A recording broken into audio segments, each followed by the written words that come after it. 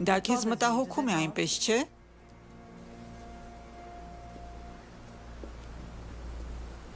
Իմ հայրը թագավոր է։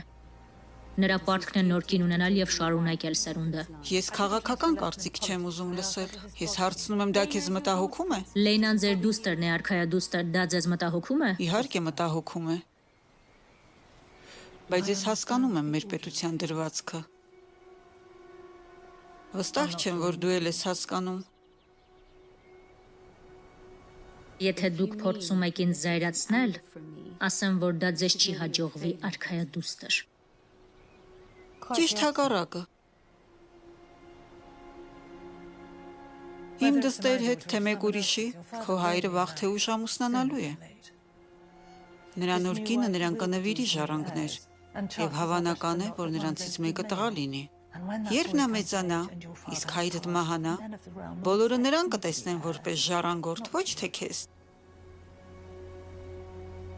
Որովհետև այդպիսին է դրվածքը։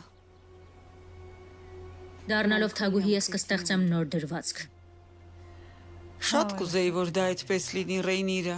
բայց արքունիքի տղամարդիկ արդեն հնարավորություն ունեցել են թագուհի ընտրելու մեծ խորհրդի ժամանակ, սակայն նրանք մերժեցին դա։ Նրանք մերժել են ձեզ, արքայադուստր։ Գրեթե թագուհի,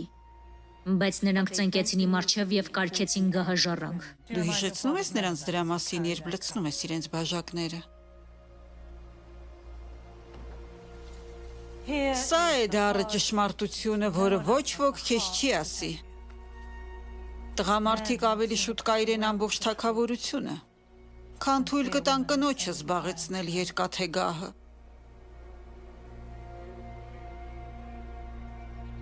Երբ քո հայրը հիմար չէ։